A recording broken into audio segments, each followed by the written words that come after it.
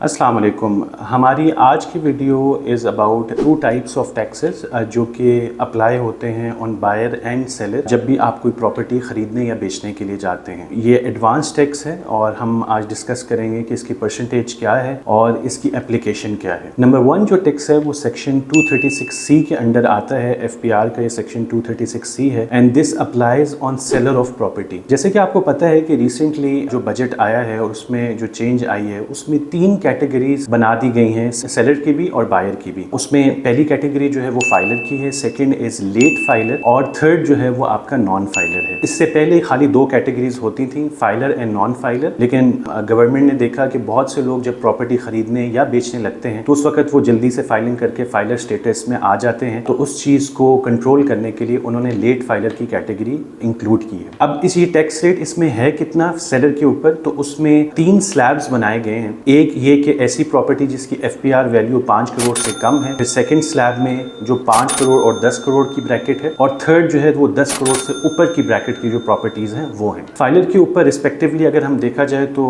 Less than 5 crore पे 3% tax है, उससे ऊपर वाली स्लैब में 3.5% है और मैक्सिमम जो है 4% तक टैक्स जाता है। तो फाइलर के ऊपर कोई खास टैक्स बढ़ाया नहीं गया। लेट फाइलर की अगर बात की जाए तो उसमें जो इनिशियल टैक्स है उसको डबल किया गया है, वो 6% पे लेके गए हैं सबसे लोएस्ट स्लैब के लिए। उसके बाद सेकंड स्लैब के लिए 7% इसको किया गया है और थर्ड जो है वो 8% किया गया है। और नॉन फाइलर के लिए तीनों स्लैब्स के लिए इट्स कांस्टेंट जो कि 10% का इन्होंने टैक्स रखा है। इसके साथ साथ जो दूसरा सेक्शन या दूसरा टैक्स जो है जिसकी हम बात करेंगे दैट इज सेक्शन 236K जो कि अप्लाई होता है बायर के ऊपर। और इस केस में भी सेम स्लैब्स हैं, लेस देन 5 करोड़, फिर 5 से 10 करोड़ और 10 करोड़ अबव वाला स्लैब है। और 3 ही कैटेगरीज हैं, फाइलर, लेट फाइलर और नॉन फाइलर। फाइलर के केस में अगर हम टैक्स रेट की बात करें तो वो 3% सबसे लोएस्ट स्लैब में, उसके बाद 3.5% और 4% है, जबकि लेट फाइलर के केस में 6%, देन 7% और 8% रिस्पेक्टिव स्लैब्स में है। और जो बायर नॉन फाइलर है उस पर टैक्स बहुत ज़्यादा बढ़ाया गया है। सबसे लोएस्ट स्लैब में 12%, सेकंड स्लैब में 16% और हाईएस्ट 20% तक भी उसको टैक्स देना पड़ेगा अगर वो 10 करोड़ से ऊपर की प्रॉपर्टी ले रहा है। तो ये तो हो गए कैटेगरीज और जो है रिस्पेक्टिव स्लैब्स के टैक्स रेट्स। अब हम ये बात करेंगे कि क्या ये टैक्सेस एडजस्टेबल हैं या नहीं है, और अगर एडजस्टेबल हैं तो इसका मतलब क्या है। ये सारे जो दोनों टैक्सेस हमने डिस्कस किए हैं, चाहे वो 236C हो या 236K हो, ये एडवांस टैक्स होते हैं और ये सोसाइटी आपसे लेती है FPR के बिहाफ पे, और ये विद होल्डिंग टैक्स होता है। और this is adjustable tax. Adjustable tax का मतलब ये है कि साल के एंड में जब आप अपनी फाइलिंग करेंगे और आपकी टैक्स लायबिलिटी बनेगी तो उस टैक्स लायबिलिटी के अगेंस्ट आप इस टैक्स को एडजस्ट कर सकते हैं। उसकी एग्जांपल ये है